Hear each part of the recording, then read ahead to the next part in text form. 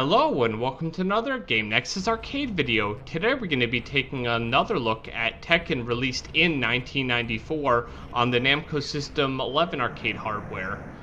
Now, the last video I did on this game was back about 5 years ago, and it was before I actually had the capture hardware to capture this game, so now you're going to get a lot more clean image of what the first game in the Tekken series looks like, captured directly from the arcade board. And I'm actually happy at how clean this came out this time. Now, if you're not familiar with Tekken, the Japanese version came out on December 9th of 1994, with a worldwide release 2 days later on December 11th of 1994. Then it came out on the Sony PlayStation. Japan, of course, got it first on March 31st of 95, then Europe got it on November 7th, and North America got it on November 8th. And of course, that was the only actual home port of this game. And considering this game is now, like, going on about 16 years old since I'm recording this video in the year 2020, it doesn't look bad considering it's kind of one of the pioneering fighting games. Virtua Fighter, of course, set the stage for 3D fighting games, and Tekken kind of took it and ran with it. And it was because of, like, these early efforts of the fighting games that you kind of have your fighting games today that are really, really good, if you will. And one thing I always go back and I look at that other video, and if you would just watch that before seeing this, I always notice how, like, Kazuya here, I always call him Quasia, like there's a W in there for some reason, but I have no idea why. I guess it was just how I thought the pronunciation was, and it's not like his name is, like, said all that often in the Tekken series. But of course, this game was released on the Namco System 11 arcade hardware, which basically is a off-the-shelf original PlayStation spec.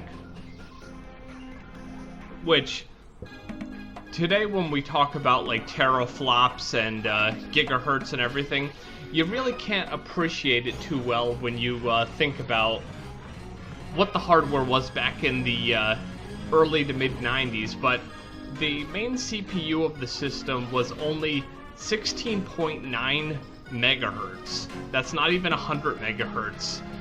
It's only 16.9.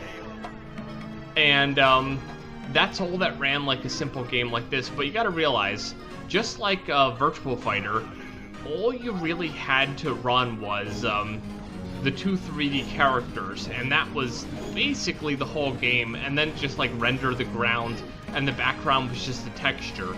So it wasn't like this game was all that demanding. Like, as I said, the same thing was with Virtua Fighter. Two 3D characters and a floor, and then the background was just a plain old regular flat image, nothing too complicated. I figured in this game I would actually play as a different character instead of doing another Yoshimitsu video, so I played as Nina here. And I can say what you're seeing here is not my first attempt at this, because my first attempts at this were absolutely terrible. And, like, most of the time I'd get stuck at, I want to say it's stage 7, which is the stage before, your, sub-boss character. And I remember the last time I actually tried to play this, it was, Kazuya. And, no matter how many times I beat him, I could not get through. Now, there's going to be a loss or two here and there, but this was one of my better playthroughs that you're seeing right now, and I very well may go back and actually play as Yoshimitsu again and capture the footage.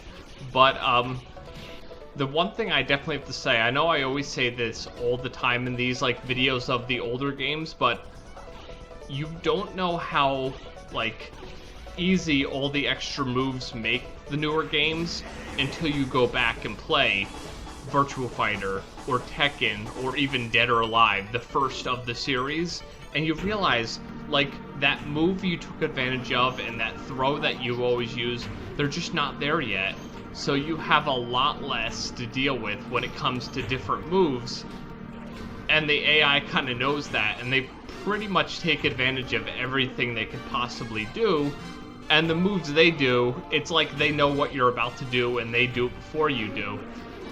And every time I played this game and I saw this stage here, I always thought to myself, it must have been one of those things that when you were playing it in 1994 on the arcade, you're like, wow, in this stage it actually snows.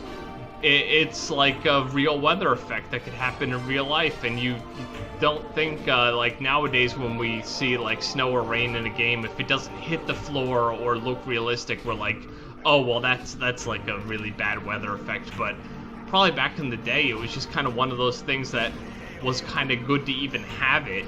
It's like they actually thought, why not a weather effect?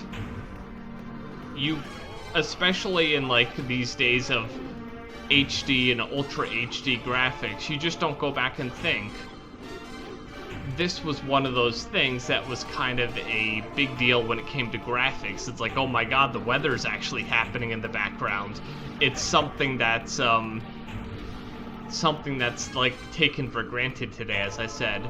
And like the more I looked at it, I definitely have to say, even though the models in Tekken are a bit simplistic, they're actually fairly detailed when you really consider it, and especially when you see like the models close up, you can tell like they really did take the care. Like if you see Nina's sash at her waist actually moves a little bit, and there are these like little details, and like the strike actions and a little bit of blood flying here and there, if that's what it's supposed to be.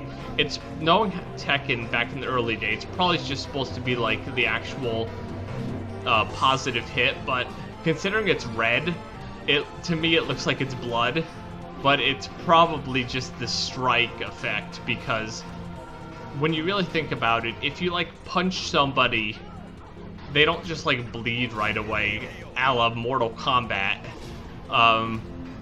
Maybe if you like punch somebody a lot, it could happen, but it's the good old-fashioned hit effect that they do. And I definitely like the stages are kind of plain in this, as you can see. They're more or less a flat background that kind of rotates in a fancy way, kind of like how some of the Sega Saturn fighting games worked. But it's like a subtle nuance to an early fighting game, and it ends up looking pretty nice. And of course, it goes without saying, it wouldn't be until some of your later Tekken games, of course, I believe Tekken 3 was the first one to actually usher in the full 3D backgrounds, with Tekken and Tekken 2 actually just having, like, flat pictures as your backgrounds. But it wouldn't be until, like, say, Tekken 4 where you'd really have, like, your full, like, 3D kind of interactive backgrounds where you'd have characters in the background. Because, of course, Tekken 1 and 2 brought the whole backgrounds thing looking pretty nice, and then of course Tekken 3 you got your 3D background, so you could see like some background detail actually like sticking out a little bit. You could be like, oh well, look over on that that cliff over there, that looks like a real cliff. And then of course Tekken 4 took it one step further, and you would have people and moving elements in the background a bit more. But I definitely have to say, for like the first entry of the game, the graphics in this game look quite nice, and I know I commented last time and said everyone has like skinny limbs.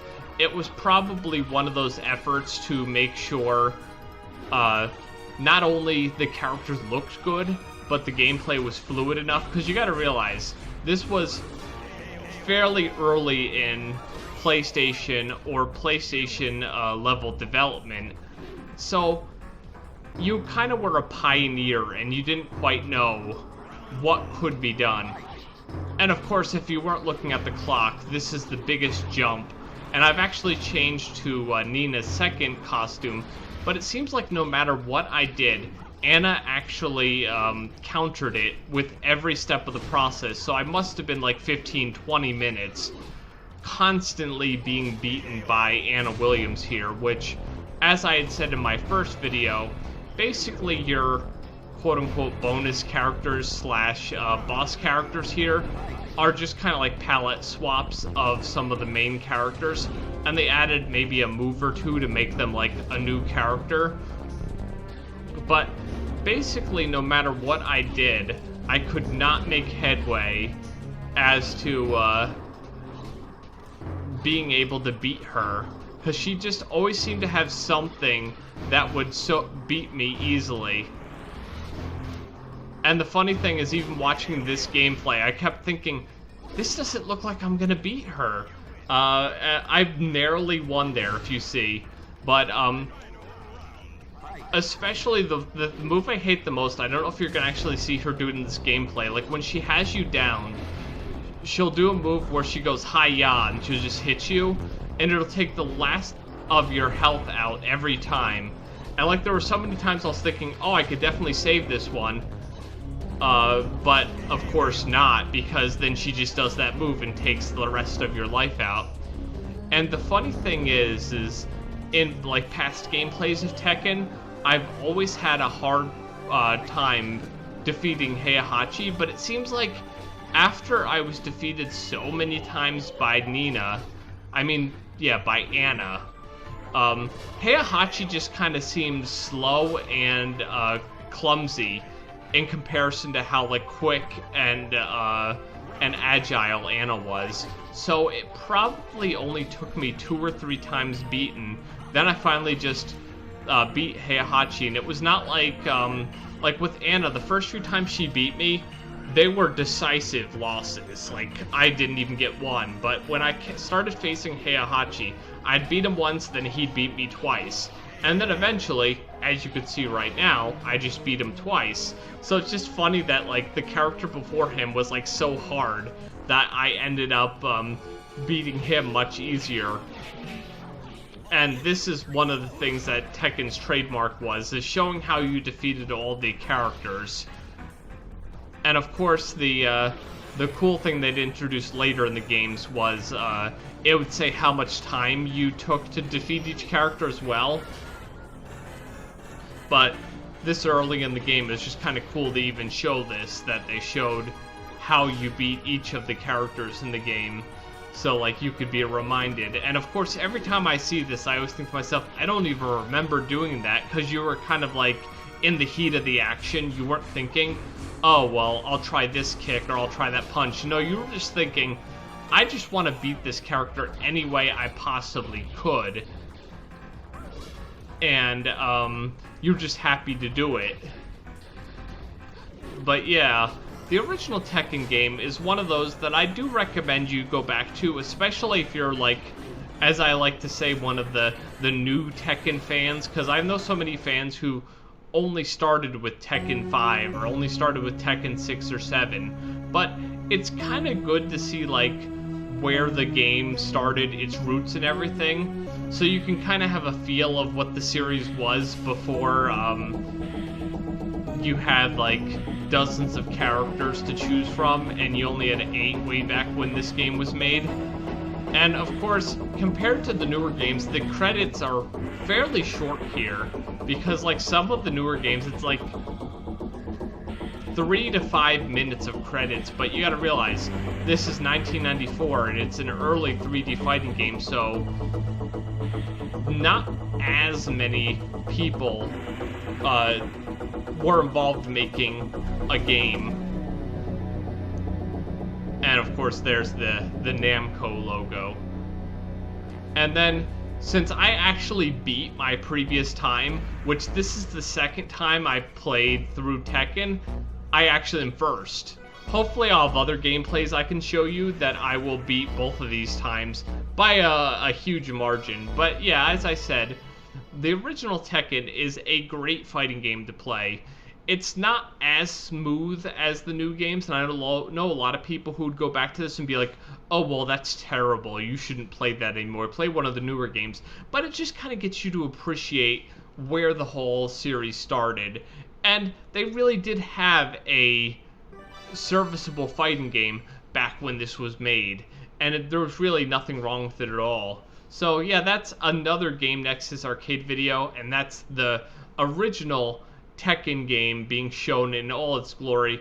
And here's a little bit more demo play for you to take a look at. Well, this has been another Game Nexus arcade video, and I shall see you later. Bye.